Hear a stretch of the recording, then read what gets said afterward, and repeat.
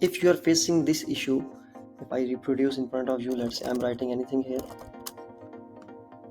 So when I click done, so you can see that it says composing region changed by the framework restarting the input method. So why this issue is occurring? Basically the reason is you need to make sure that the text editing controller that you are using, it should be outside the build. So right now it's in the within the build function.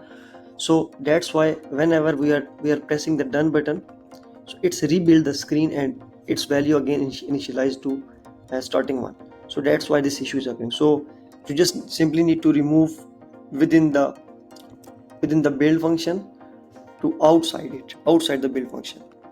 So if I save it and if I do it this, so you can see that now